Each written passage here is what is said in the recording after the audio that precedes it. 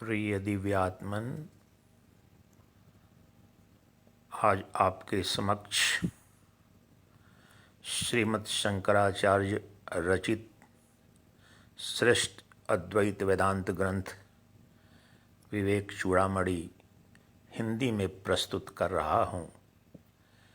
इसका ध्यानपूर्वक श्रवण मनन एवं निधिध्यासन कर अपने परम पुरुषार्थ मोक्ष को उपलब्ध हुआ जा सकता है। यह अद्वैत वेदांत के महानतम ग्रंथों में एक है। यह जगत गुरु आदि शंकराचार्य की श्रेष्ठतम रचना मानी जाती है। इसलिए विवेक चूड़ामणि के हिंदी अनुवाद को आपके समक्ष प्रस्तुत कर रहा हूँ। इसके हिंदी अनुवादक हैं स्वामी विदेहात्मानंद और यह प्रकाशित हुआ है रामकृष्ण मठ नागपुर के द्वारा।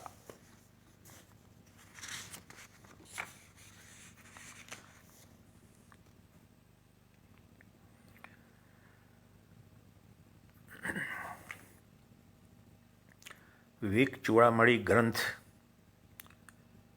में आदि शंकराचार्य ने गुरु शिष्य संवाद के माध्यम से वेदांत की सर्वांगीण प्रक्रिया बताई है। ग्रंथ के 49वें श्लोक में जिज्ञासु शिष्य अपने श्रोत्रिय ब्रह्मनिष्ठ गुरु के समक्ष 7 प्रश्न रखता है। बंधन क्या है? यह कैसे आया है? यह कैसे स्थित है? इससे मुक्ति का क्या उपाय है? अनात्मा क्या चीज है? परम आत्मा क्या है? और 7वां एवं अंतिम प्रश्न है, इन दोनों आत्मा अनात्मा के बीच विवेक कैसे हो? ये जो 7 मूल प्रश्न हैं, आप इन्हें यक्ष प्रश्न भी कह सकते हैं। ये ब्रह्मांड के अस्तित्व के जीवन के सबसे मौलिक प्रश्न हैं और इन प्रश्नों को 3 प्रश्न के रूप में राजा जनक ने, विदेह जनक ने महर्षि अष्टावक्र से पूछा था और उसका उत्तर अद्वैत वेदांत का श्रेष्ठतम ग्रंथ अष्टावक्र गीता है। उसी प्रकार के अस्तित्व के सबसे महत्वपूर्ण प्रश्नों को इन 7 प्रश्नों के रूप में, ये प्रश्न आपके हैं, मेरे हैं, प्रत्येक मानव के प्रश्न हैं और इनका बड़ा ही सहज सरल मनोहारी उत्तर संवाद के माध्यम से जगत गुरु आदि शंकराचार्य ने दिया है। यह ग्रंथ इन्हीं प्रश्नों के उत्तर के रूप में वेदांत की प्रक्रिया तथा सिद्धांत का सहज पद्धति से निरूपण करता है। ग्रंथ में बारंबार तथा अनेकों प्रकार से नाम रूपात्मक जगत का मिथ्यात्व और सच्चिदानंदात्मक जीव का ब्रह्मत्व निरूपित किया गया है। तो आइए आप सबके समक्ष प्रस्तुत कर रहा हूँ जगत गुरु आदि शंकराचार्य रचित विवेक चूड़ामणि। इस ग्रंथ में समस्त वेदांत दर्शन को, या यूं कहें कि समस्त वेदांत दर्शन के महासागर को इस विवेक चूड़ामणि रूपी गागर में जगत गुरु आदि शंकराचार्य ने भर दिया है। इस अमृत के गागर से कुछ बूंदों का भी अगर रसपान करें तो जीवन धन्य हो जाएगा, अमृतत्व को उपलब्ध हो जाएंगे। तो आइए विवेक चूड़ामणि का जो मुझे श्रेष्ठतम अनुवाद स्वामी विदेहात्मानंद जी द्वारा कृत समझ में आया, वो आपके समक्ष भी प्रस्तुत कर रहा हूँ। विवेक चूड़ामणि मंगलाचरण। सर्ववेदांत सिद्धांत गोचरं तमगोचरम् गोविंदं परमानंदं सद्गुरुं प्रणतोऽस्म्यहम्।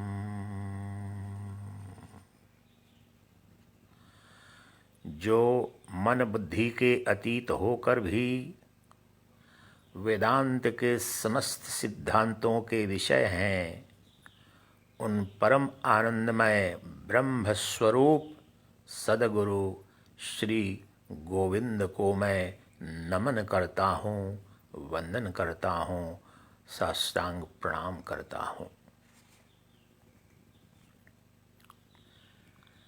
मुक्ति तथा उसके साधनों की दुर्लभता। प्राणियों के लिए सर्वप्रथम तो मनुष्य देह प्राप्त करना भी अत्यंत दुर्लभ है।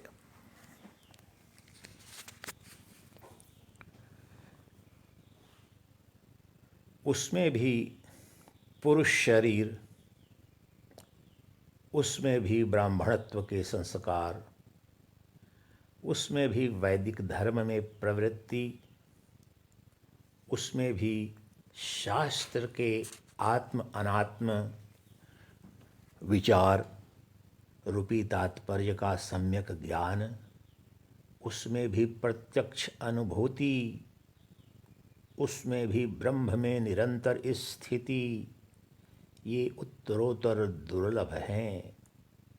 इस प्रकार सैकड़ों करोड़ जन्मों के सत्कर्म रूपी पुण्यों के बिना मुक्ति नहीं मिलती।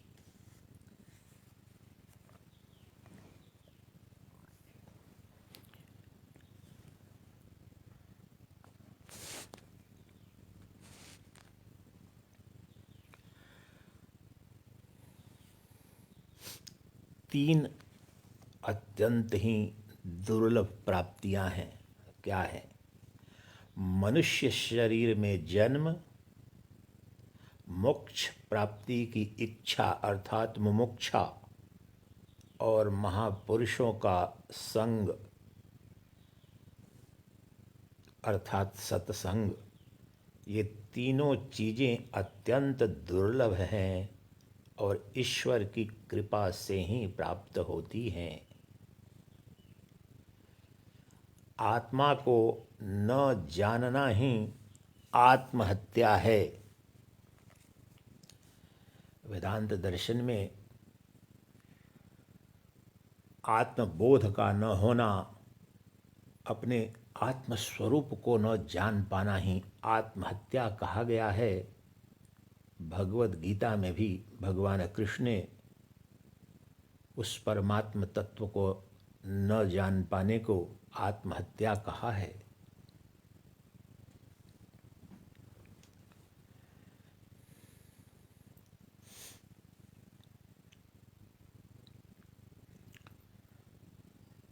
किसी प्रकार ऐसा दुर्लभ मानव जन्म और उसमें भी पुरुष शरीर तथा वेदांत तत्व पर विचार करने की क्षमता प्राप्त करके भी जो मूर्ख अपनी मुक्ति के लिए प्रयास नहीं करता, वह मिथ्या वस्तुओं को ग्रहण करके अपना विनाश करने के कारण सचमुच का आत्महंता है।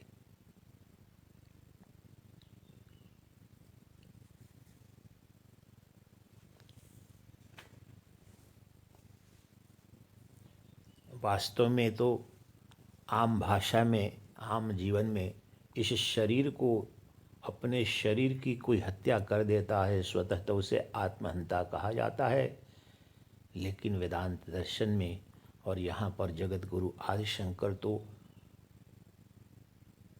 जिसने अपने आत्मा को नहीं जाना, अपने परम स्वरूप को नहीं जाना और अपने आत्मा को न जाने हुए ही इस मानव शरीर के सौभाग्य को प्राप्त होकर भी इस तरह से चला गया, तो उसने बहुत बड़ा पाप किया।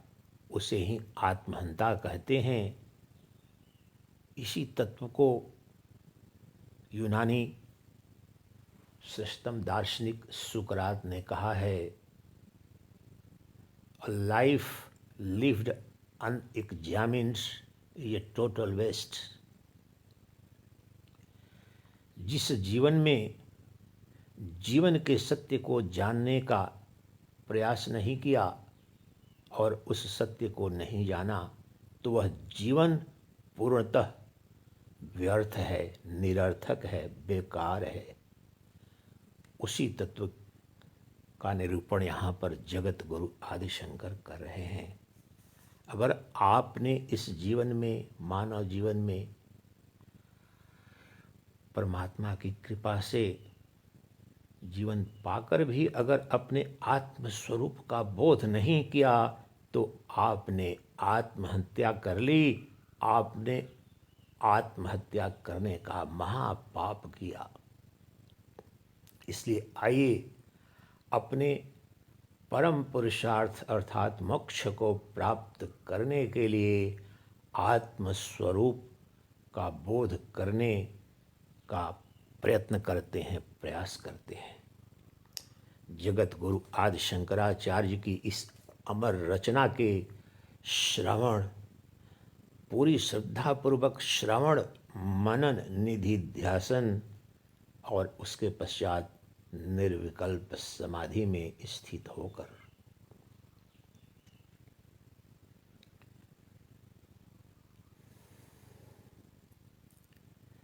चाहे कोई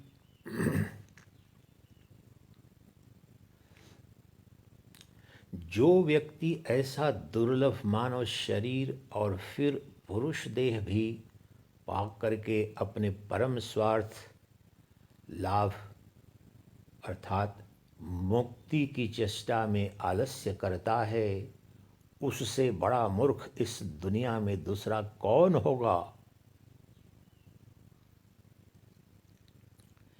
चाहे कोई कितने भी शास्त्र के उद्धरण देता रहे, चाहे कोई कितना ही देवताओं की प्रसन्नता के लिए योग यज्ञ करता रहे, चाहे कोई कितने ही शास्त्र विहित कर्मों का अनुष्ठान करता रहे, परंतु जीव का आत्मा के साथ एकत्व की अनुभूति हुए बिना ब्रह्मा के 100 कल्पों अर्थात करोड़ों वर्षों में भी मुक्ति नहीं हो सकती है।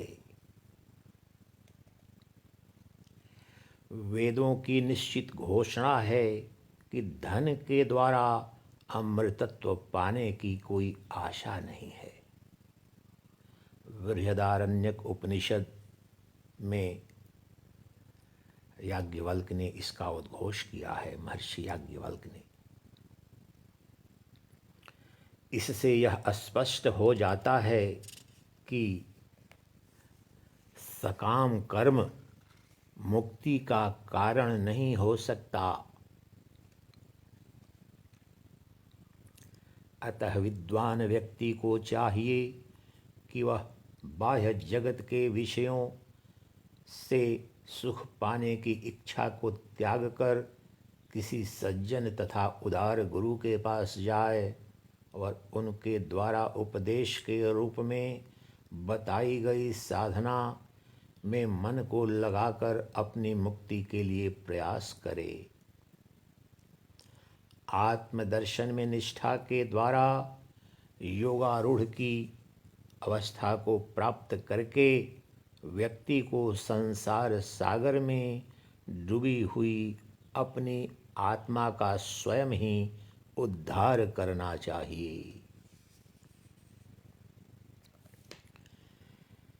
ऐसे धीर तथा विद्वान साधक को वेदांत में कथित आत्मा के श्रवण मनन आदि का अभ्यास आरंभ करने के बाद सभी सकाम कर्मों को त्याग कर जन्म मृत्यु रूपी भव बंधन से मुक्त होने के लिए चेष्टा करनी चाहिए।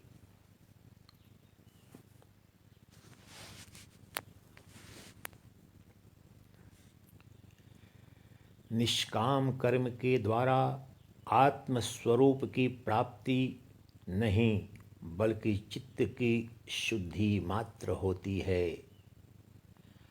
आत्मानुभूति तो करोड़ों कर्मों के द्वारा भी नहीं बल्कि केवल विचार के द्वारा होती है। विचार का तात्पर्य है आत्मान्वेषण, आत्म अनुसंधान। करोड़ों जन्मों तक और करोड़ों वर्षों तक भी कर्म के द्वारा आत्मबोध संभव नहीं है। आत्मबोध तो नित्यानित्य वस्तु विवेक के माध्यम से ही संभव है। आत्मानुसंधान के माध्यम से ही आत्मबोध संभव है। आत्म अनुसंधान को ही वेदांत में विचार कहते हैं।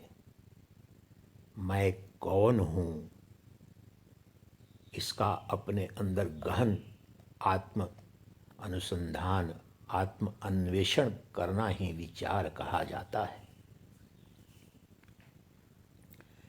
जिस रस्सी में सर्प की भ्रांति होने के कारण यह महान भय तथा दुख उत्पन्न हुआ है, उसके वास्तविक स्वरूप की धारणा उचित विचार के द्वारा ही हो सकती है। तीर्थों में स्नान, दान या सैकड़ों प्राणायाम करने से भी नहीं, अपितु गुरु की हितकर उक्तियों पर विचार करने से ही ब्रह्मत्व की अनुभूति देखने में आती है।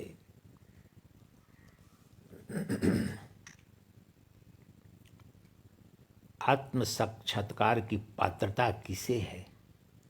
आत्म साक्षात्कार अर्थात मोक्ष का उत्तराधिकारी कौन है? मोक्ष का अधिकारी कौन व्यक्ति है? इस संबंध में कहते हैं जगत गुरु, साधना में फल सिद्धि के लिए उत्तम अधिकारी होने की विशेष आवश्यकता है। इस सिद्धि में स्थान, काल आदि उपाय उसके सहायक मात्र हैं। अतः जिज्ञासु साधक को चाहिए कि वह उत्तम ब्रह्मवेत्ता दया सिंधु गुरु की शरण लेकर आत्म वस्तु पर विचार करता रहे, अर्थात आत्म अनुसंधान करता रहे। जो मेधावी, विद्वान तथा शास्त्रों के पक्ष का मंडन और उसके विपक्ष का खंडन करने में कुशल है, ऐसे लक्षणों वाला व्यक्ति ही आत्मविद्या का अधिकारी है। साधन चतुष्टय का निरूपण कर रहे हैं अब जगत गुरु। जो आत्मा अनात्मा में विवेक कर सकता है, जो वैराग्यवान है, जो शम आदि 6 संपत्तियों से युक्त है, ऐसे मुमुक्षु अर्थात मोक्ष की इच्छा रखने वाले व्यक्ति में ही ब्रह्म के विषय में जिज्ञासा करने की योग्यता मानी गई है। इस ब्रह्म विद्या की सिद्धि में मनीषियों ने 4 साधनाओं की आवश्यकता बताई है। इनके होने से ही ब्रह्म वस्तु में निष्ठा सधती है। इनके अभाव में नहीं सधती। नित्य अनित्य वस्तु के बीच विवेक को पहला साधन माना जाता है। इसके बाद इहलोक तथा परलोक के भोगे जाने वाले कर्म फलों के प्रति वैराग्य की गणना होती है। तीसरा साधन है शम आदि षट संपत्तियां और चौथा है मुमुक्षा अर्थात मुक्त होने की प्रबल इच्छा। यह स्पष्ट है। ब्रह्म ही सत्य वस्तु है और जगत मिथ्या, ऐसा दृढ़ निश्चय ही नित्यानित्य वस्तु विवेक कहलाता है।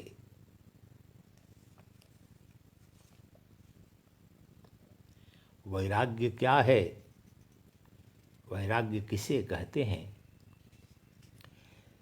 इहलोक के देहादि भोगों से लेकर ब्रह्मा के लोक तक के समस्त अनित्य भोग्य वस्तुओं को देखने, सुनने आदि की कामना को त्याग करने की इच्छा को वैराग्य कहते हैं। शम या शांति, प्रतिक्षण विषयों का दोष देखते हुए अर्थात विचार करते हुए उनमें त्याग भाव निरंतर अपने लक्ष्य ब्रह्म से मन को लगाए रखने को शम कहते हैं। यह 6 संपत्तियों में प्रथम है। दम और उपरति, पांचों इंद्रियों तथा पांचों कर्मेंद्रियों को संसार के विषयों में से खींचकर उनके अपने अपने गोलकों में स्थापित करने को दम अर्थात आत्मसंयम कहते हैं। मन की वृत्तियों को बाह्य वस्तुओं से प्रभावित न होने देना उत्तम उपरति अर्थात विषयों से निवृत्ति माना जाता है। तितिक्षा या सहनशीलता, सभी प्रकार के दुखों को उन्हें दूर करने की चेष्टा और चिंता विलाप आदि किए बिना ही सहन करना तितिक्षा कहलाती है। श्रद्धा की परिभाषा, शास्त्रों तथा गुरु के उपदेश अक्षरशः सत्य हैं, ऐसी निश्चयात्मिका बुद्धि को संतगण श्रद्धा कहते हैं। इसी के द्वारा वस्तु अर्थात आत्म तत्व की प्राप्ति होती है।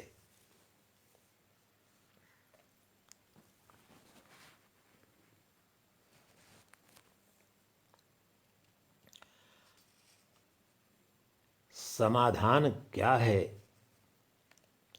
अपनी बुद्धि को केवल वेदांत की चर्चा में लगाकर तृप्ति पाना नहीं, अपितु उसे सर्वदा सर्व प्रकार से शुद्ध ब्रह्म में स्थापित किए रखना ही समाधान कहलाता है। ब्रह्म अर्थात समाधान अर्थात ब्रह्मनिष्ठा। मुमुक्षा किसे कहते हैं? जीव के अहंकार से लेकर स्थूल शरीर तक के सारे बंधन अज्ञान से उत्पन्न हुए हैं। अपने स्वरूप के ज्ञान द्वारा इनसे मुक्त होने की तीव्र इच्छा को मुमुक्षा कहते हैं।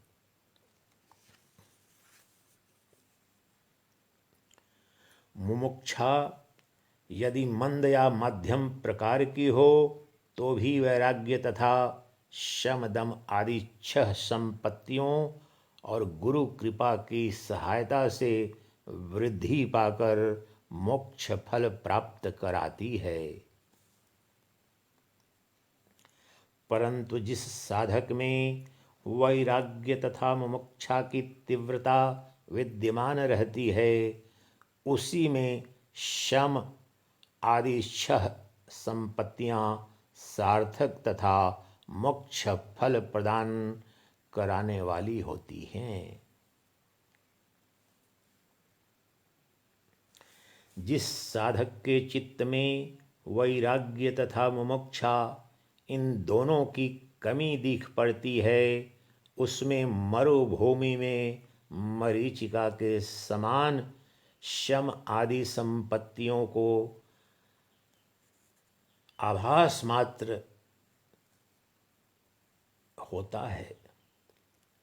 जिस साधक के चित्त में वैराग्य तथा मुमुक्षा इन दोनों की कमी दिख पड़ती है, उसमें मरुभूमि में मरीचिका के समान शम आदि संपत्तियों का आभास मात्र होता है। अर्थात वैराग्य तथा मुमुक्षा के बिना ब्रह्मबोध की आकांक्षा दिवा स्वप्न के समान निरर्थक है। भक्ति का महत्व तथा परिभाषा। मोक्ष प्राप्ति के साधनों में भक्ति ही सर्वश्रेष्ठ है। अपने वास्तविक स्वरूप की खोज को भक्ति कहा जाता है। बहुत ही क्रांतिकारी, अन्यत्र भक्ति की ऐसी क्रांतिकारी परिभाषा न मिलेगी। जगत गुरु आदि शंकराचार्य भक्ति किसे कहते हैं, ध्यान से सुनिए, इतनी श्रेष्ठ परिभाषा इन्होंने दी है। अपने वास्तविक स्वरूप की खोज को भक्ति कहा जाता है, अर्थात आत्मानुसंधान को ही श्रेष्ठतम भक्ति कहा जाता है।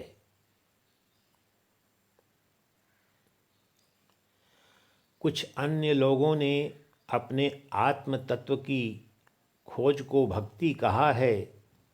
पूर्वोक्त 4 साधनों से युक्त और तत्व को जानने का इच्छुक व्यक्ति ज्ञानी गुरु के पास जाए तो वे उसे भव बंधन से मुक्त कर देते हैं।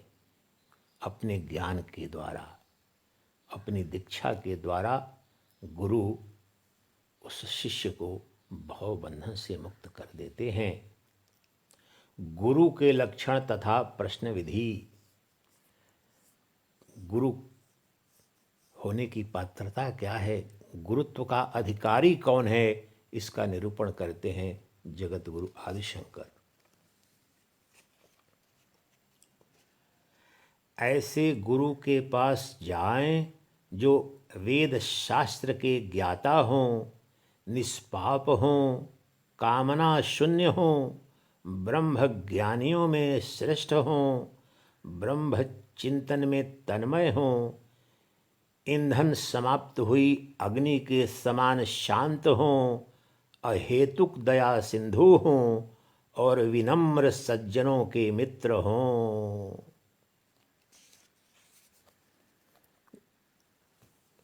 गुरुत्व की ये पहचान है, ये पात्रता है, इसलिए आप इसे एक बार फिर श्रवण करें।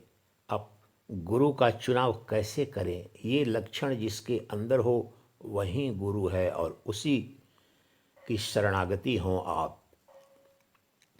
ऐसे गुरु के पास जाएं जो वेद शास्त्र के ज्ञाता हों, निष्पाप हों, कामना शून्य हों, ब्रह्म ज्ञानियों में श्रेष्ठ हों, ब्रह्म चिंतन में तन्मय हों, ईंधन समाप्त हुई अग्नि के समान शांत हों, अहेतुक दया सिंधु हों और विनम्र सज्जनों के मित्र हों। सरल भाषा में तो इसे 2 शब्दों में कहा जाता है, श्रोत्रिय एवं ब्रह्मनिष्ठ गुरु की शरणागति होना चाहिए।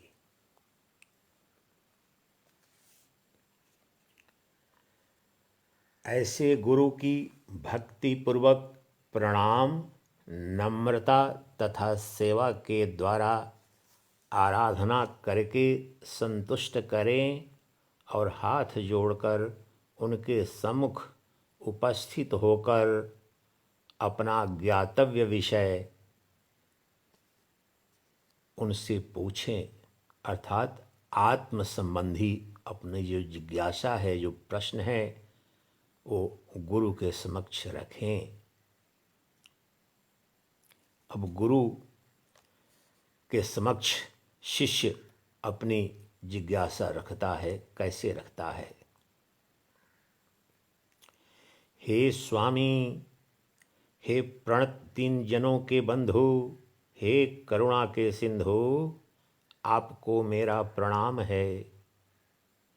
मुझ भव सागर में पड़े हुए पर आप अपनी करुणा की वर्षा करने वाली सिद्धि दृष्टि डालकर मेरा उद्धार करने की कृपा करें।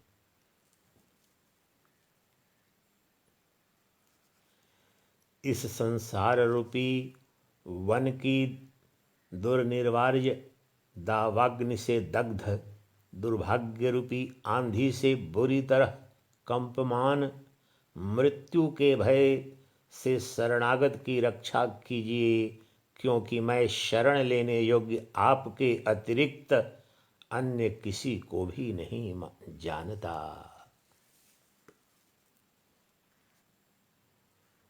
इसी तत्व को कबीर ने कहा है कि अगर गुरु और ब्रह्म दोनों एक साथ खड़े हों तो किसका चयन करें, किसकी शरण में जाएं? और वहाँ पर कहते हैं कि गुरु की शरणागति होनी चाहिए। गुरु गोविंद दोऊ खड़े, काको लागू पाए, बलिहारी गुरु आपने, सतगुरु दियो बताए, सतगुरु दियो बताए। इसी को अपने शब्दों में जगत गुरु आदि शंकर इस प्रकार कहते हैं। इस संसार रूपी वन की दुर्निवार्य दावाग्नि से दग्ध दुर्भाग्य रूपी आंधी से बुरी तरह कंपमान मृत्यु के भय से शरणागत की रक्षा कीजिए, क्योंकि मैं शरण लेने योग्य आपके अतिरिक्त अन्य किसी को भी नहीं जानता। अर्थात गुरु के सिवाय या गुरु की अपेक्षा कोई ब्रह्मा विष्णु महेश भी उस महान भय से मुक्त करने की क्षमता नहीं रखते हैं।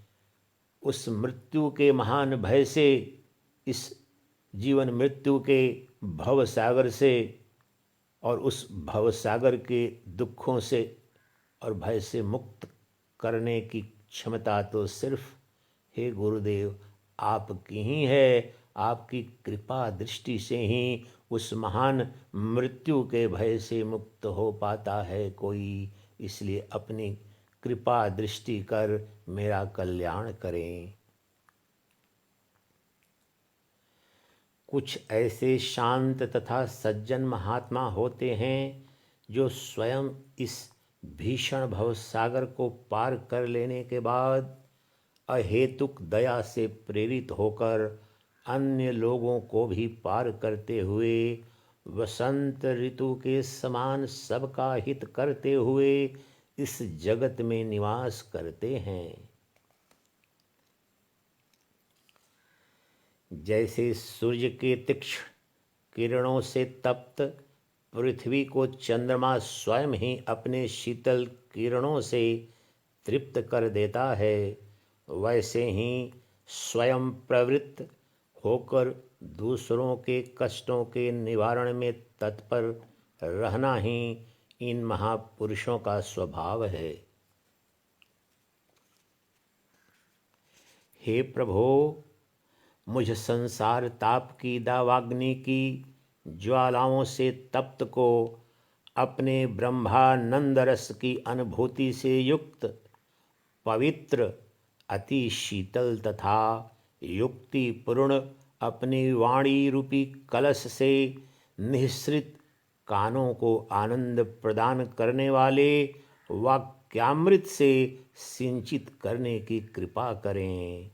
धन्य हैं वे लोग जो क्षण भर के लिए भी आपकी दृष्टि में आकर पात्र के रूप में स्वीकृत हो जाते हैं।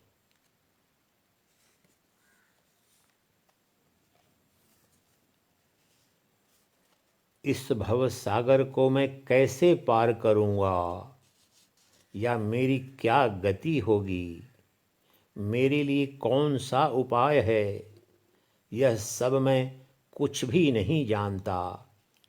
कृपया मेरी रक्षा कीजिए, मेरे संसार दुख का नाश कीजिए। हे गुरुदेव, मेरे संसार दुख का नाश कीजिए, मेरे अनंत जन्म मृत्यु के भव बंधन से मुक्त कीजिए। गुरु द्वारा शिष्य को आश्वासन तथा प्रोत्साहन। गुरु को चाहिए कि इस प्रकार संसार रूपी दावानल के ताप से दग्ध होकर अपनी शरण में आए हुए शिष्य को अपनी करुणा से द्रवित हुई दृष्टि से देखकर तत्काल अभय प्रदान करे, तत्काल अभय दान दे।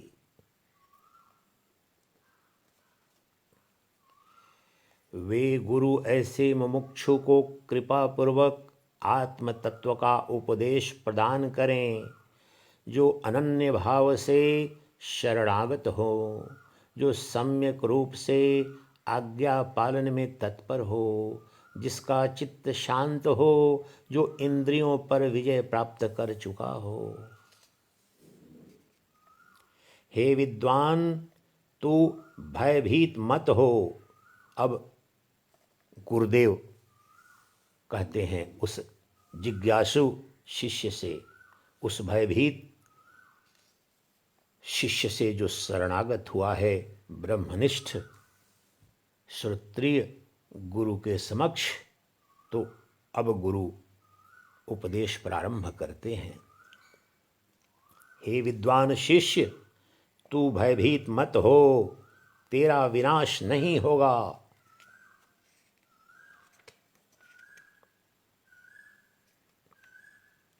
संसार रूपी सागर से पार जाने का उपाय है। अब मैं तुझे वह मार्ग बताऊंगा जिस पर चलकर योगी लोग इससे पार कर लेते हैं, अर्थात भवसागर के पार चले जाते हैं, जन्म मृत्यु के भय से मुक्त हो जाते हैं, अपने आत्मस्वरूप अमरत्व को उपलब्ध हो जाते हैं। वह अब मैं ज्ञान तुम्हें प्रदान करूँगा। इसलिए हे शिष्य, हे विद्वान शिष्य, अब तू बिल्कुल ही भय मत कर, भय मुक्त हो जा। संसार रूपी भय का नाश करने वाला एक महान उपाय है। इसके द्वारा तू संसार सागर को पार करके परम आनंद की उपलब्धि करेगा। वेदांत के तात्पर्य पर विचार करने पर उत्तम ज्ञान उत्पन्न होता है।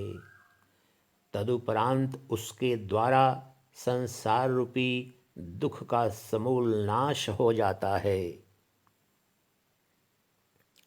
वेदों की वाणी श्रद्धा, भक्ति तथा ध्यान योग को मुमुक्षु के लिए मुक्ति पाने का साक्षात कारण बताती है।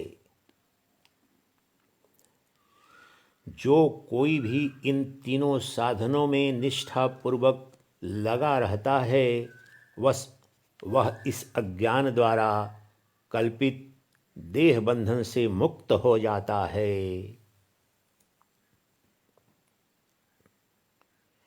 हे शिष्य, तू वस्तुतः परमात्मा ही है, परंतु अज्ञान से जुड़ जाने के कारण इस मैं मेरा रूपी अनात्म के बंधन में पड़ गया है और इसी से तेरा जन्म मृत्यु रूपी संसार चक्र चल रहा है।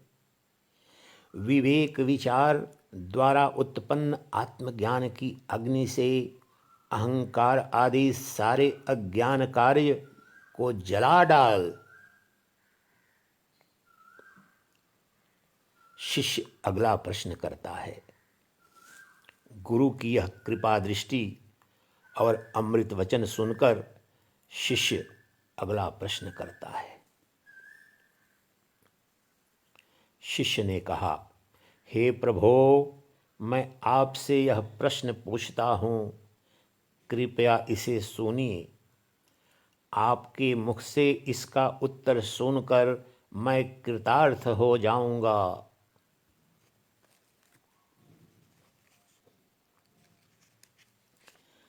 कृपया बताइए, बंधन क्या है, यह कैसे आया है, यह कैसे स्थित है, इससे मुक्ति का क्या उपाय है, अनात्मा क्या चीज है और परम आत्मा क्या है, इन दोनों के बीच विवेक कैसे हो। ये अस्तित्व का सबसे मौलिक प्रश्न है और यही प्रश्न अष्टावक्र गीता, जो कि अद्वैत वेदांत का श्रेष्ठतम ग्रंथ है, उसमें राजा जनक ने गुरु अष्टावक्र से किया है। उसका पहला सूत्र ही कथम ज्ञानम प्राप्नोति कथम मुक्तिर्भविष्यसि वैराग्यम च कथम प्राप्तम् एतद् ब्रूहि मम प्रभो। बिल्कुल यही प्रश्न, क्योंकि यही एकमात्र मौलिक प्रश्न है, अस्तित्व का सबसे मौलिक प्रश्न है, यह यक्ष प्रश्न है। और इस प्रश्न का उत्तर अगर जान लेता है जो नर, जो मनुष्य, वह सब कुछ जान लेता है। इसलिए यहाँ पर शिष्य ने गुरु से यह प्रश्न किया, यही जो कि पहले ही सूत्र में अष्टावक्र गीता के है, वह यहाँ 49वें विवेक चूड़ामणि के 49वें श्लोक में शिष्य इस प्रकार से पूछता है। एक बार ध्यान से सुने फिर आप। कृपया बताइए, हे गुरुदेव बताइए, बंधन क्या है, यह कैसे आया है, यह कैसे स्थित है, इससे मुक्ति का क्या उपाय है, अनात्मा क्या चीज है और परम आत्मा क्या है, इन दोनों आत्मा अनात्मा के बीच विवेक कैसे हो। गुरु का उत्तर, गुरु बोले, तू धन्य है, कृतकृत्य है, तेरे कारण तेरा कुल पवित्र हुआ, क्योंकि तू अविद्या के बंधन से मुक्त होकर अपने का इच्छुक है। मुमुक्षा भी जन्मों जन्मों के पुण्य कर्म के प्राप्त ही के बाद ही और फल स्वरूप ही प्राप्त होती है। जिसके अंदर मुमुक्षा नहीं हो तो ये प्रश्न कैसे कर सकता है। यह प्रश्न जो गुरु के समक्ष शिष्य रख रहा है, वह अपने आप में उस शिष्य की पात्रता को प्रमाणित करता है। उसके पूर्व जन्मों के पुण्य कर्म के फल रूप ही यह तीव्र मुमुक्षा प्रकट होती है। इसी कारण से गुरु पहले ही उस शिष्य को अपनी इस कृपापूर्ण वाणी से आश्वस्त कर देते हैं कि हे शिष्य, तू धन्य है, कृतकृत्य है, तेरे कारण तेरा कुल पवित्र हुआ, क्योंकि तू अविद्या के बंधन से मुक्त होकर अपने ब्रह्म स्वरूप को प्राप्त करने का इच्छुक है। और अगर मुमुक्षा प्रमाणिक हो, प्रश्न गहरा हो, तो उत्तर मिलना तय है और मोक्ष का उपलब्ध होना निश्चित है।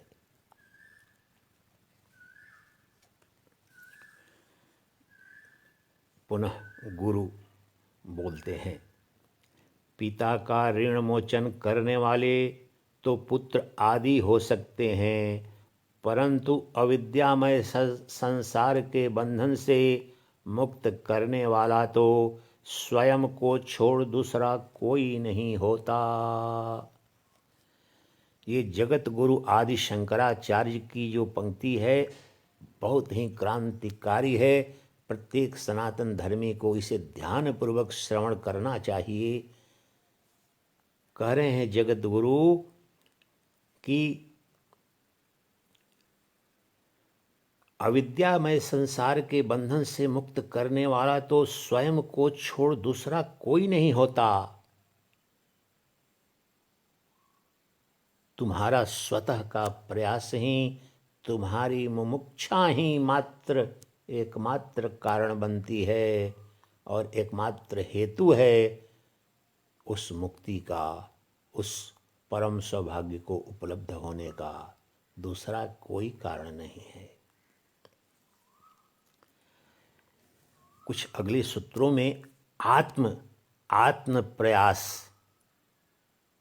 और आत्मनिष्ठा, आत्म प्रयत्न की महत्ता पर, उस आत्म साक्षात्कार को उपलब्ध होने में जो आत्म प्रयत्न है, आत्म प्रयास है, आत्म साधना है, उसका निरूपण करते हैं जगत गुरु। उसका स्पष्टीकरण करते हैं कि वह कितना महत्वपूर्ण है। और कहते हैं गुरु, सिर पर रखे हुए भार आदि के द्वारा हो रहे कष्ट से दूसरे लोग छुटकारा दिला सकते हैं, परंतु भूख प्यास आदि से उत्पन्न होने वाला दुख स्वयं के भोजन आदि किए बिना अन्य किसी के द्वारा दूर नहीं किया जा सकता है। कोई भूखा या प्यासा व्यक्ति है तो जब तक वह स्वतः भोजन या पानी का पान न करेगा तब तक वह तृप्त नहीं हो सकता है।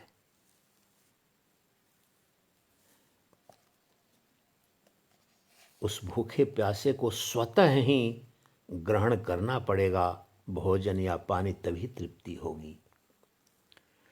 जो रोगी दवा का सेवन तथा उपयुक्त पथ्य ग्रहण करता है उसी को आरोग्य होते हुए देखा जाता है। अन्य कोई कर्म करने से वह निरोग होते हुए नहीं दिखता। जैसे चंद्रमा का स्वरूप किसी अन्य की आँखों से नहीं बल्कि अपनी ही आँखों द्वारा देखकर समझा जा सकता है, वैसे ही आत्मा रूपी वस्तु का स्वरूप किसी विद्वान के द्वारा नहीं अपितु अपनी ही ज्ञान दृष्टि से जानने योग्य है। अविद्या कामना कर्म के चक्र आदि का बंधन सैकड़ों करोड़ों युगों में भी अपने प्रयास के बिना भला कौन दूर कर सकता है। इसको जरा आप समझ लें। अविद्या कामना ये विशेष सर्किल है, दुष्चक्र है यह। अविद्या के कारण कामना होती है, वासना, समस्त वासना, कामना, इच्छा, अपेक्षा, तृष्णा अविद्या के कारण। अविद्या अर्थात आत्मस्वरूप का बोध न होना ही समस्त कामनाओं को जन्म देता है, समस्त कामनाओं का कारण है, और कामनाएं ही समस्त कर्म का कारण है। और ये जो अविद्या, कामना और कर्म की चंडाल चौकड़ी है, इसे ही भवसागर कहते हैं।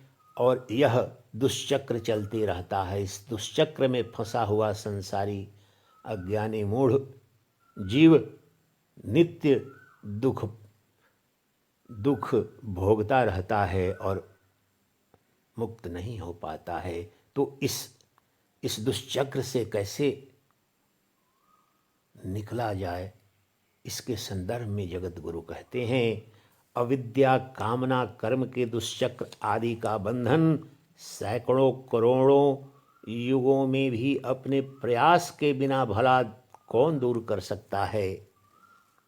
यहाँ पर देखिए, आत्म प्रयास की महत्ता, और यह कितना क्रांतिकारी सूत्र है। सनातन धर्म को और सनातन धर्मियों को विभिन्न प्रकार से एक भ्रांति फैला दी गई, और उसके कारण भी हैं। भाग्यवादी फेटलिस्ट कि भगवान के हाथों में, गुरु के हाथों में कोई कृपा कर दे, किसी की कृपा हो जाए तो मेरा आत्म कल्याण हो जाए। कितनी क्रांतिकारी यहाँ पर उद्घोष करते हैं जगत गुरु कि तुम्हारे अपने आत्म प्रयास के बिना, तुम्हारी आत्म कृपा के बिना किसी अन्य की कृपा, वो चाहे ईश कृपा हो चाहे गुरु कृपा है, वह भी तुम्हें मोक्ष नहीं दिला पाती है। अन्य सभी कृपा तो तभी सफल हो पाती है जबकि तुम्हारी आत्म कृपा हो, अर्थात तुम्हारा आत्म प्रयास हो। आत्म संकल्प से ही आत्म प्रयास आता है। इसका गहन श्रवण मनन और निधिध्यासन करें तो सिर्फ मोक्ष ही नहीं, अपने जीवन में भी जो 3 पुरुषार्थ अर्थ धर्म काम जो कि मोक्ष के साधन हैं, इन्हें भी सार्थक सफल पूर्वक इस जीवन में भी उपलब्ध करने के आप प्रबल दावेदार बन जाते हैं। जिसे यह प्रगाढ़ बोध हुआ, जिसे आत्मविश्वास हुआ कि जो कुछ भी सृष्टि में, जगत में, समाज में, संसार में प्राप्त करने लायक है, वह मैं अपने प्रयास से करूँगा। मैं अपने आत्म संकल्प के द्वारा, अपने आत्म परिश्रम के द्वारा सब कुछ प्राप्त करने की क्षमता रखता हूँ। अतः मैं इसके लिए अथक और अनवरत प्रयास का संकल्प लेता हूँ। यह संकल्प शक्ति चाहिए। इसी की ओर जगत गुरु आदि शंकर इशारा कर रहे हैं।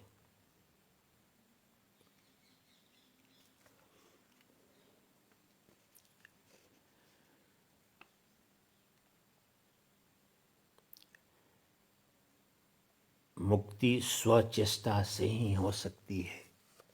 आत्म प्रयास से ही वास्तव में मोक्ष या आत्म साक्षात्कार संभव है। यही कह रहे हैं जगत गुरु। मोक्ष की सिद्धि योग या सांख्य या कर्म अथवा शास्त्र अध्ययन के द्वारा नहीं, अपितु केवल ब्रह्म तथा आत्मा के एकत्व बोध के द्वारा ही संपन्न होती है। क्या क्रांतिकारी उद्घोष है जगत गुरु का। न योगेन सांख्येन कर्मणा नो न विद्यया ब्रह्मात्मैकत्वबोधेन मोक्षः सिद्ध्यति नान्यथा। मोक्ष की सिद्धि न योग द्वारा, न सांख्य, न कर्म अस्त्व अथवा शास्त्र अध्ययन के द्वारा, बल्कि केवल ब्रह्म तथा आत्मा के एकत्व बोध के द्वारा ही संपन्न होती है। मोक्ष सिद्धि जीवात्म और परमात्मा के एकत्व बोध के द्वारा ही संभव होती है, और वह तो आत्म प्रयास से ही संभव है, आत्म संकल्प से ही संभव है। वीणा का सौंदर्य तथा उसके तारों को बजाने की निपुणता लोगों को आनंद देने के साधन मात्र हैं, उसके द्वारा आत्म साम्राज्य स्वरूप मुक्ति को उपलब्ध नहीं हुआ जा सकता। मोक्ष को आत्म साम्राज्य की उपलब्धि कहा जाता है, क्योंकि आत्म साम्राज्य ही महासाम्राज्य है, क्योंकि वह अजर अमर अविनाशी साम्राज्य है। आत्मबोध से वह आत्म साम्राज्य उपलब्ध होता है, आत्म साक्षात्कार या मोक्ष कहते हैं। भाषा का ज्ञान, शब्द संयोजन की कुशलता, शास्त्रों की व्याख्या में निपुणता तथा इसी तरह की विद्वता विद्वानों की मुक्ति के हेतु नहीं, साधन हैं। वाग वैखरी शब्द झरी शास्त्र व्याख्यान कौशलम वैदुष्यम विदुषां तद्वत् भुक्तये न तु मुक्तये। बहुत ही महत्वपूर्ण सूत्र है, इसलिए मैंने संस्कृत में भी सुनाया आपको, और पुनः एक बार इसका श्रवण करें हिंदी में। भाषा का ज्ञान अर्थात भाषा की विद्वता, शब्द संयोजन की कुशलता, शास्त्रों की व्याख्या में निपुणता तथा इसी की तरह विद्वता विद्वानों की मुक्ति के हेतु नहीं, मुक्ति का कारण नहीं, अपितु भोग के ही साधन हैं।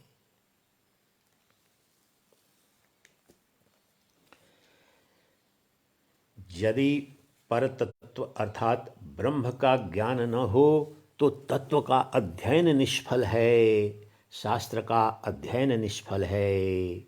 और परतत्व का ज्ञान हो जाए तो भी शास्त्र का अध्ययन निष्फल ही है, क्योंकि जब परतत्व का अर्थात ब्रह्म को जान लिया, आत्मज्ञान को उपलब्ध हो गए, तो अब जानने को कुछ शेष नहीं रह जाता, इसलिए समस्त शास्त्र निष्फल हो जाते हैं। इस अर्थ में कहते हैं कि शास्त्रों का अध्ययन निष्फल ही हो जाता है। जो गंतव्य पर पहुंच गया तो फिर उस पथ का क्या काम। शास्त्र तो पथ हैं, माध्यम हैं, साधन हैं, और मोक्ष जो है, जो आत्म साक्षात्कार है, ब्रह्म विद्या है, ब्रह्मनिष्ठा है, वह परम लक्ष्य है। उस एक को उपलब्ध हो जाने से सब कुछ प्राप्त हो जाता है। उस एक को उपलब्ध हो जाने से न कुछ जानने को शेष रहता, न कुछ उपलब्ध होने को शेष रहता। इसीलिए उस अवस्था को पाकर शिष्य कृतकृत्य हो जाता है। शब्दों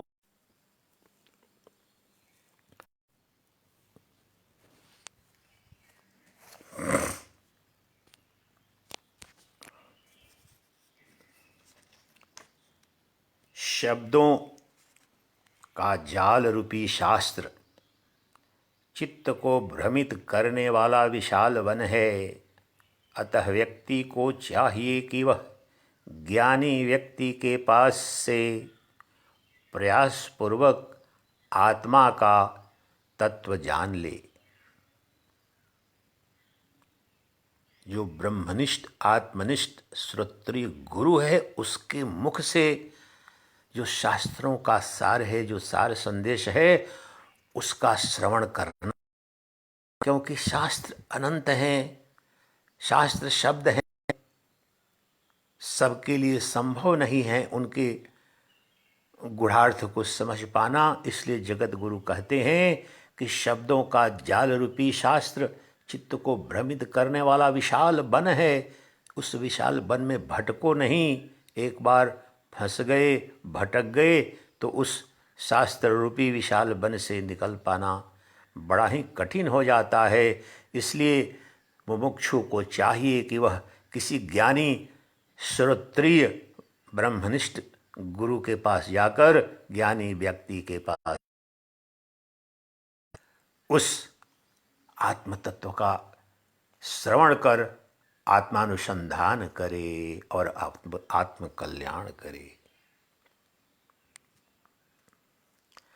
आत्मज्ञान से ही मुक्ति। अब निरूपण करते हैं कि सिर्फ और सिर्फ मात्र आत्मज्ञान से ही मुक्ति संभव है, अन्य किसी साधन से नहीं। मोक्ष का, मुक्ति का सीधा साधन, प्रत्यक्ष साधन बताते हैं गुरु। वेदांत में ज्ञान को मोक्ष या आत्म साक्षात्कार का एकमात्र प्रत्यक्ष साधन बताया गया है। अपरोक्षानुभूति का एकमात्र साधन ज्ञान है। जो दूसरे मार्ग हैं, योग मार्ग, कर्म मार्ग, भक्ति मार्ग, उनसे भी उपलब्ध हो सकता है, परंतु अप्रत्यक्ष रूप से हृदय की शुद्धि, मन की, अंतःकरण की शुद्धि उनके द्वारा होती है, कर्म योग के माध्यम से, भक्ति योग के और राजयोग के माध्यम से। परंतु ज्ञान योग तो प्रत्यक्ष कारण है, प्रत्यक्ष रूप से उस परम तत्व पर ले जाता है। इसीलिए ज्ञान योग को यानी ज्ञान मार्ग को श्रेष्ठतम मार्ग कहा गया है। तत्काल वह ज्ञान को उपलब्ध करा देता है।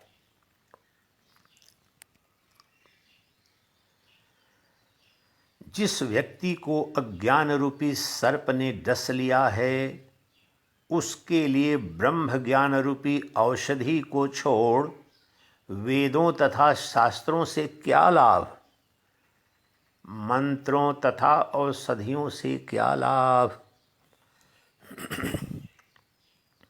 कितना क्रांतिकारी सूत्र है।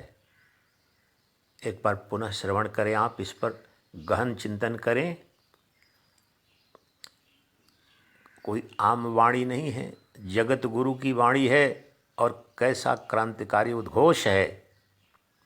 जिस व्यक्ति को अज्ञान रूपी सर्प ने डस लिया हो, उसके लिए ब्रह्म ज्ञान रूपी औषधि को छोड़ वेदों तथा शास्त्रों से क्या लाभ, मंत्रों तथा औषधियों से क्या लाभ। औषधि का सेवन किए बिना केवल औषधि औषधि औषधि शब्द का उच्चारण करने मात्र से रोग दूर नहीं होता। उसी प्रकार अपरोक्ष अनुभूति हुए बिना केवल ब्रह्म ब्रह्म ब्रह्म ब्रह्म शब्द के उच्चारण मात्र से मोक्ष की प्राप्ति नहीं होती।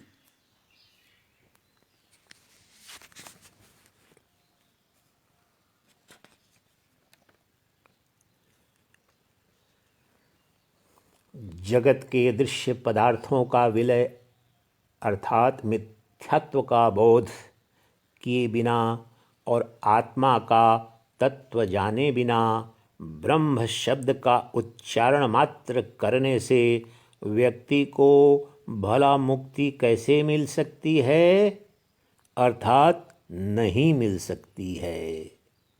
ब्रह्म ब्रह्म शब्द उच्चारण करने से मुक्ति नहीं मिल सकती है, जगत गुरु का उद्घोष है। शत्रुओं का संहार किए बिना तथा संपूर्ण पृथ्वी की संपदा को प्राप्त किए बिना मैं राजा हूँ कहने मात्र से कोई राजा नहीं बन जाता।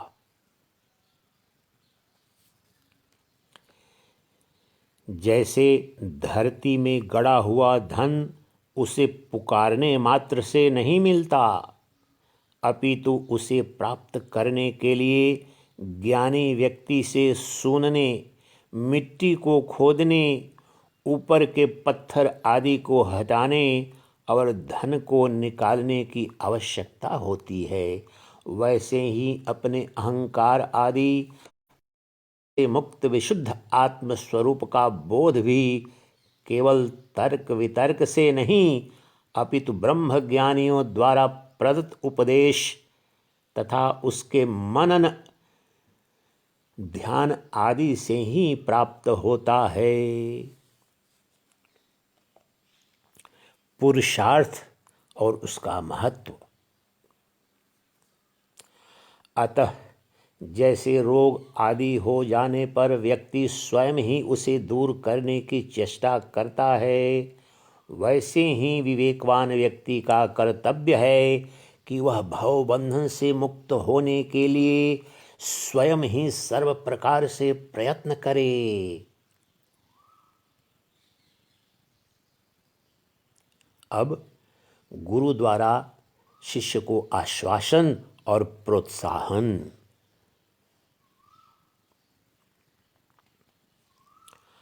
आज तुमने जो प्रश्न किया, अर्थात 49वें श्लोक में जो शिष्य ने प्रश्न किया कि हे गुरुदेव, मुक्ति कैसे मिलेगी, बंधन क्या है, अज्ञान में क्यों स्थिति है, उस प्रश्न के संदर्भ में कहते हैं कि गुरुदेव कि आज तुमने जो प्रश्न किया वह उत्तम शास्त्रज्ञों द्वारा समर्थित, संक्षिप्त, गंभीर तात्पर्य से युक्त और मुमुक्षुओं द्वारा जानने के योग्य है। हे विद्वान शिष्य, अब मैं जो कुछ कह रहा हूँ उसे ध्यान देकर सुनो, क्योंकि इसे सुनकर तुम तत्काल भवबंधन से मुक्त हो जाओगे।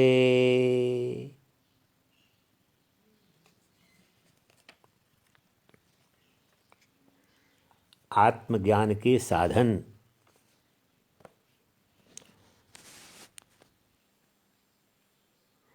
अब मूल संबोधन अर्थात दीक्षा प्रारंभ होती है जगत गुरु की। ज्ञान के साधन। समस्त अनित्य विषयों के प्रति तीव्र वैराग्य को मोक्ष प्राप्ति का प्रथम कारण अर्थात उपाय बताया गया है। उसके बाद शम, दम, तितिक्षा तथा श्रुति विहित सकाम कर्मों के पूर्ण त्याग को उसका उपाय बताया गया है। इसके बाद मुनि अर्थात मननशील साधक। इसके बाद मुनि को गुरु से आत्मा के स्वरूप के विषय में वेदांत के महावाक्य सुनना चाहिए। उसके बाद उसका मनन करना चाहिए और सिर्फ दीर्घ काल तक नित्य निरंतर उस आत्मा का ध्यान करना चाहिए। इसके बाद विद्वान साधक निर्विकल्प पर ब्रह्म को प्राप्त करके इसी जीवन में निर्वाण का सुख अनुभव करता है। महावाक्य क्या हैं? 4 महावाक्य हैं उपनिषदों में वर्णित, जिन पर अनुसंधान करने का, श्रवण मनन निधिध्यासन करने और निर्विकल्प समाधि को उपलब्ध होने का ज्ञान दे रहे हैं जगत गुरु। वो 4 क्या हैं आप यहाँ पर सुन लें। तत्त्वम् असि, तुम वही हो अर्थात तुम ब्रह्म हो। अयमात्मा ब्रह्म, यह आत्मा ही ब्रह्म है। प्रज्ञानम ब्रह्म, प्रज्ञा अर्थात ज्ञान अर्थात चिन्मय स्वरूप ही ब्रह्म है। बोध ही ब्रह्म है, ज्ञान ही ब्रह्म है। और अहम ब्रह्मास्मि, मैं ब्रह्म हूँ। ये 4 महावाक्य हैं और समस्त वेदांत दर्शन इन्हीं 4 महावाक्यों की व्याख्या करते हैं, विश्लेषण करते हैं। और समस्त वेदांत दर्शन की जो साधना है, इन्हीं की सिद्धि उपलब्ध करने की साधना है। पहले इनका श्रवण उस ब्रह्मनिष्ठ श्रोत्रिय गुरु से करना होता है, फिर इन महावाक्यों के गूढ़ार्थ हैं, निहितार्थ है, जो वास्तविक अर्थ है, उस पर चिंतन, मनन और फिर निधि ध्यासन, गहन अभ्यास उन सूत्रों पर। अहम ब्रह्मास्मि, अयम आत्मा ब्रह्म, गहन अभ्यास करना, अर्थात अभ्यास या निधि ध्यासन का तात्पर्य है ब्रह्माभ्यास। देहाभ्यास के कारण हम बंधन को उपलब्ध हुए हैं, अज्ञानग्रस्त हुए हैं, समस्त दुखों का कारण है देहाभ्यास, अर्थात हमने देह को अपने आत्मा मान लिया है। अब इससे विपरीत की जो यात्रा है वह है ब्रह्माभ्यास। मैं ब्रह्म हूँ, अहम ब्रह्मास्मि। इसका पहले श्रवण गुरु के मुख से किया, फिर इस पर चिंतन करेगा शिष्य, और चिंतन मनन के पश्चात ये अभ्यास करेगा, अर्थात ब्रह्माभ्यास। अहम ब्रह्मास्मि, अहम ब्रह्मास्मि। अगर यह साधन, यह अभ्यास करेगा तो जो चिरकाल से उसके अंदर भ्रम है कि मैं देह हूँ, अर्थात जो देहाभ्यास है, वह देहाभ्यास छिन्न भिन्न हो जाएगा और ब्रह्माभ्यास में प्रतिष्ठित हो जाएगा शिष्य या श्रोता या मुमुक्षु, और पुनः वह उस निधि ध्यासन के पश्चात निर्विकल्प समाधि को उपलब्ध होकर अपने ब्रह्म स्वरूप का आत्मा साक्षात्कार कर लेता है, आत्मस्वरूप का बोध कर लेता है। ये मैंने संक्षेप में बता दिया। अभी यहाँ पर जगत गुरु इसको नहीं बताते हैं, परंतु समस्त वेदांत दर्शन इसी का उद्बोधन है, और इसमें विवेक चूड़ामणि में अंत तक इसी विधि, जो श्रवण मनन निधि ध्यासन और निर्विकल्प समाधि है, उसी का यह महाविज्ञान है, उसी का सरल परंतु गहनतम गूढ़तम जो रहस्योद्घाटन है, वह जगत गुरु आदि शंकर के मुखारविंद से हुआ है। तो आइए आगे श्रवण करते हैं।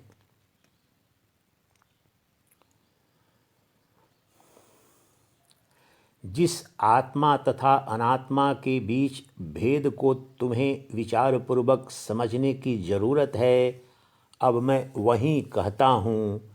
इसे ठीक से सुनकर अपने चित्त में दृढ़तापूर्वक धारण करो।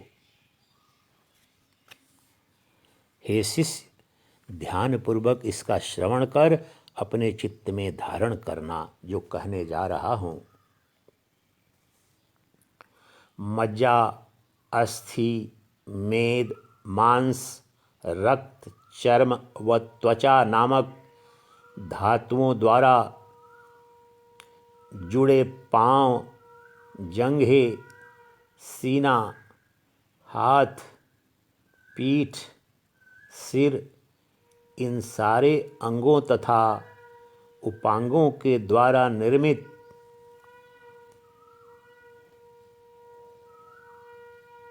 और मैं तथा मेरा के रूप से प्रसिद्ध मोह के इस आश्रय को विद्वान लोग स्थूल शरीर कहते हैं। स्थूल तथा सूक्ष्म पंचभूत,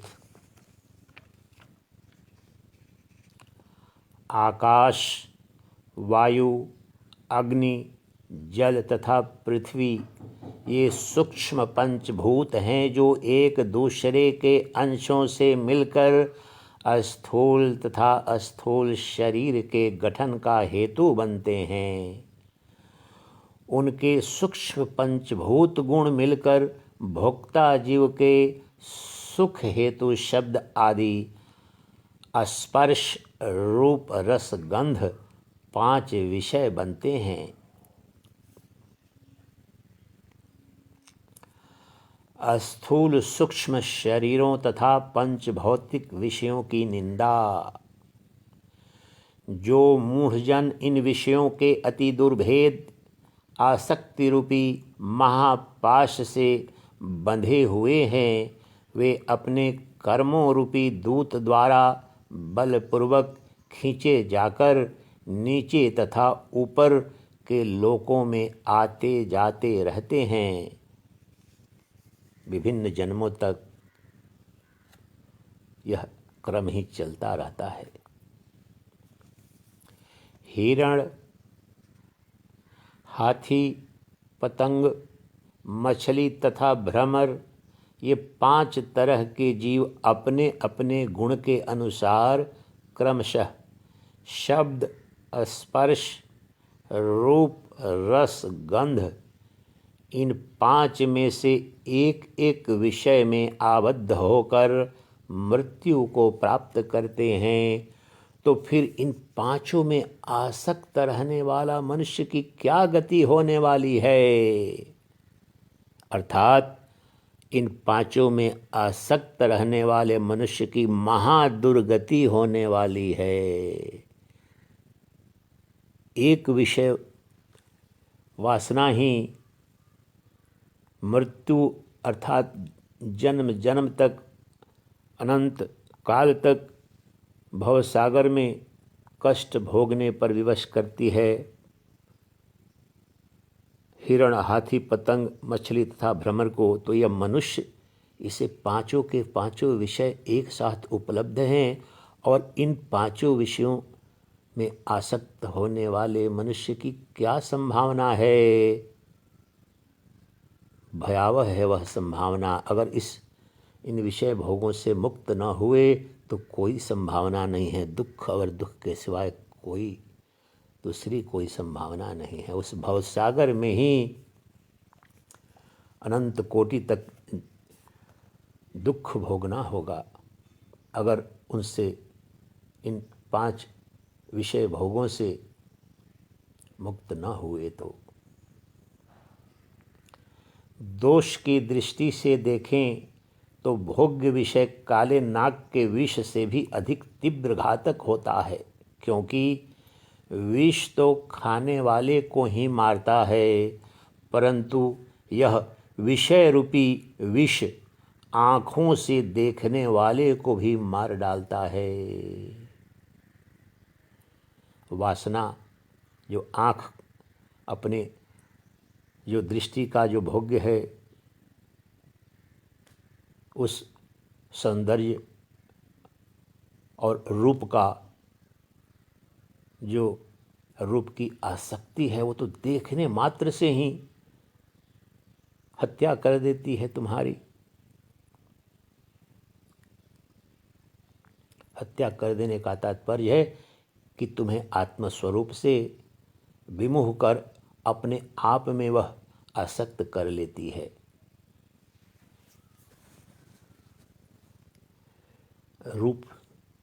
रूप जो विषय है, वह उसका दर्शन मात्र से ही तुम मृत्यु को उपलब्ध होते हो। गहरे अर्थों में आसक्ति सदा ही बंधन, अज्ञान का कारण बन जाती है। वह विषवत है, इसीलिए विषयों को विष कहा गया। विषयों की आशा रूपी इस महान बंधन का त्याग करना अत्यंत कठिन है।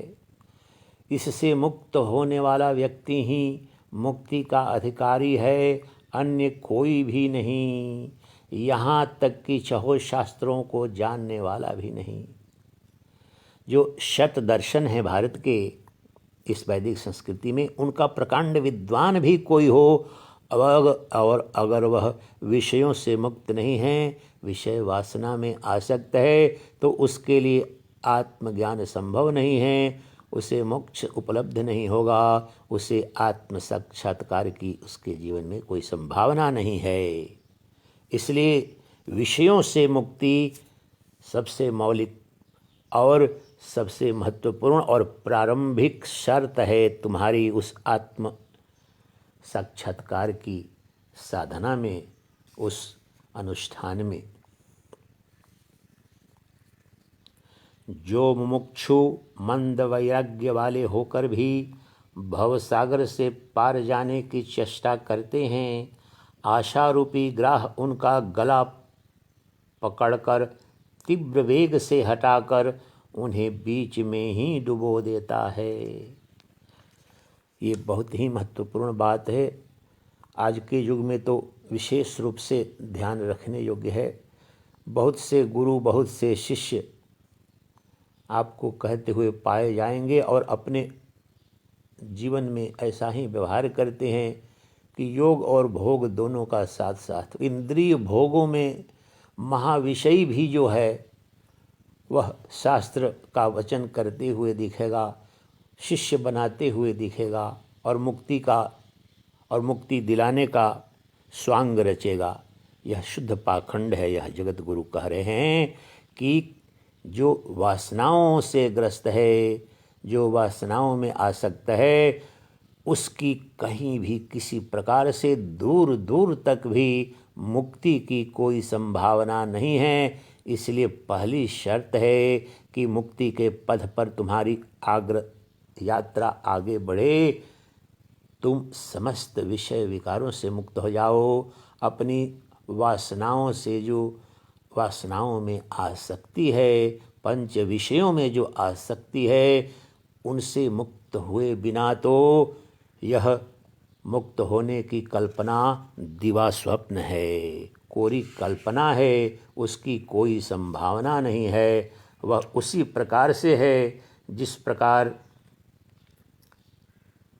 जो मुमुक्षु मंद वैराग्य वाले होकर भी भवसागर से पार कर जाने की चेष्टा करते हैं, आशा रूपी ग्राह उनका गला पकड़कर तीव्र वेग से हटाकर उन्हें बीच में ही डुबो देता है। आशा रूपी अर्थात वासना रूपी, कामना रूपी, तृष्णा रूपी जो ग्राह है, घड़ियाल है, वह उस पाखंडी साधक रूपी मुमुक्षु को डुबो देता है, उसकी हत्या कर देता है। अर्थात वह छिन्न भिन्न हो जाता है। वह शिष्य या साधक या मुमुक्षु जिसे भी आप कहें, अगर वह वासना मुक्त न हुआ, अगर विषयों में संलिप्त है, आसक्त है और फिर भी स्वांग भर रहा है कि मैं मुमुक्षु हूँ, मैं साधक हूँ या मैं गुरु हूँ, तो वह बिल्कुल ही ग्राह्य नहीं है, स्वीकार्य नहीं है। वह पाखंड कर रहा है। अपना भी वह अपनी आत्महत्या करेगा और दूसरे के लिए भी वह बड़ा ही घातक है। जिस साधक ने तीव्र वैराग्य रूपी तलवार से विषय कामना रूपी ग्राह का वध कर डाला है, वह प्रत्येक बाधा से रहित होकर भवसागर के पार चला जाता है। रूप, रस, गंध, स्वाद आदि भोग्य विषयों के कठिन मार्ग पर चल रहे अशुद्ध बुद्धि वाले साधक के पग पग पर उसके साथ इस मृत्यु को भी चलती जानो। फिर यह भी सत्य जानो कि हिताकांक्षी सच्चे गुरु के उपदेश तथा अपनी बुद्धि के सहारे चलने वाला साधक फल सिद्धि प्राप्त कर लेता है। मोक्ष के साधन क्या हैं? यदि तुम्हें मोक्ष प्राप्ति की इच्छा है तो विषयों का विष के समान बहुत दूर से ही त्याग दो और संतोष, दया, क्षमा, सरलता, शम, दम तथा इन गुणों का प्रतिदिन अमृत के समान आदर पूर्वक सेवन करो। ये सूत्र अष्टावक्र गीता का दूसरा ही सूत्र है। जब शिष्य ने प्रश्न किया, अर्थात जो वहाँ पर शिष्य हैं विदेह जनक, उन्होंने जब प्रश्न किया कि वैराग्य कैसे होगा, ज्ञान कैसे उपलब्ध होगा, मोक्ष कैसे उपलब्ध होगा, तो उसके उत्तर में अष्टावक्र ने यह जो सूत्र है, संस्कृत में थोड़ा सा अंतर है परंतु बिल्कुल भावार्थ यही है, वहाँ पर कहते हैं, उस सूत्र को सुन लें आप, इसे समझने में आसानी होती है। वहाँ पर भी कहते हैं अष्टावक्र के द्वारा बोला गया पहला सूत्र है। वहाँ पर पहला प्रश्न है जनक के द्वारा और दूसरा सूत्र है जो उत्तर है गुरु का। उसमें कहते हैं अष्टावक्र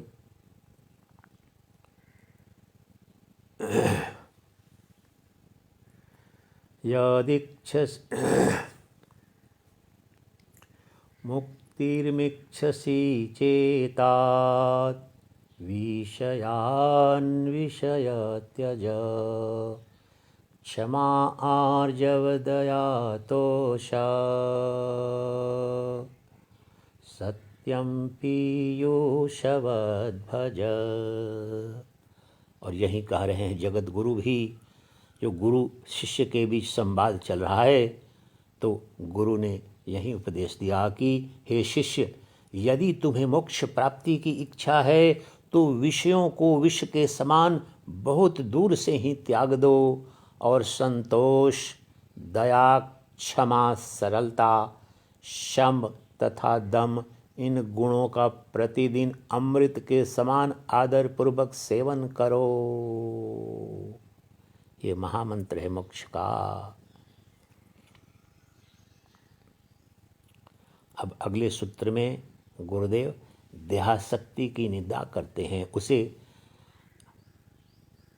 आत्महत्या बता रहे हैं। जो देहासक्त है वह अपनी हत्या कर रहा है।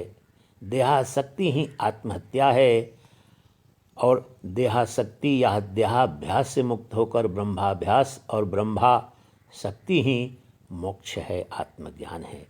तो क्या कहते हैं गुरु? अनादिकाल से अविद्या द्वारा किए गए बंधन से मुक्ति के लिए प्रतिक्षण प्रयास रूपी अपने सच्चे कर्तव्य को छोड़कर जो इस दूसरों के भोग्य रूपी अपनी देह के पोषण में आसक्त रहता है, वह इस कृत्य के द्वारा मानो आत्महत्या करता है।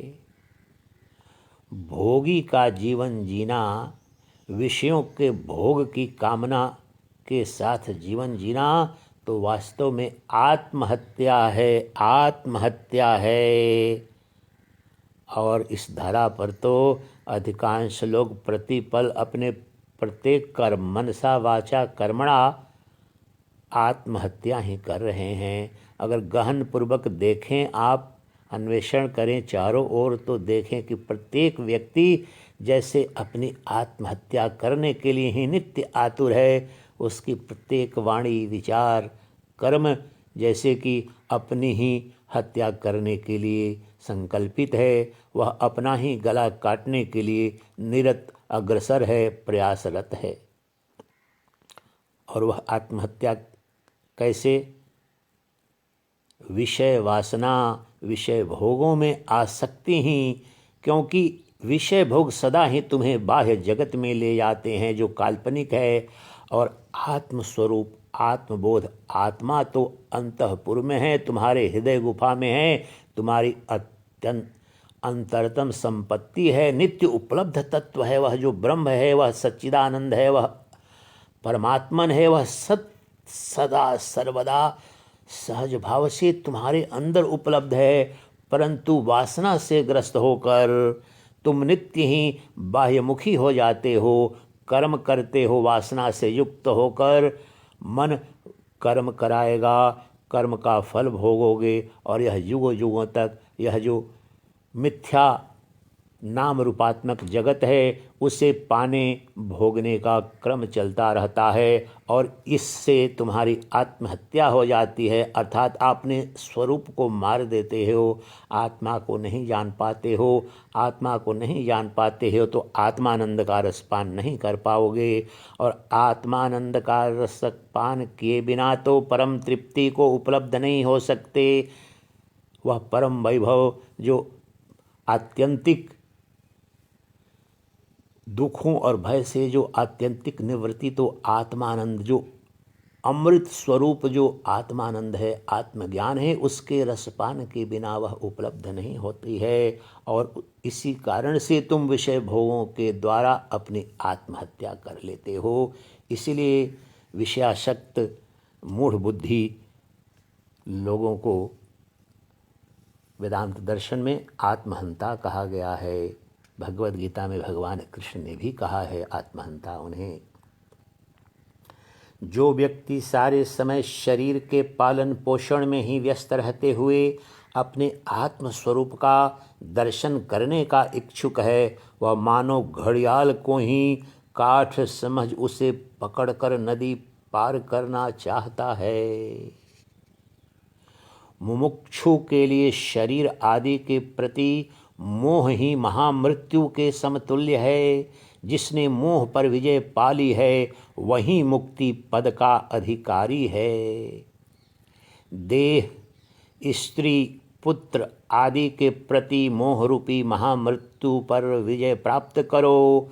इस मोह को जीतकर ही मुनिगण विष्णु के उस परम पद की उपलब्धि करते हैं।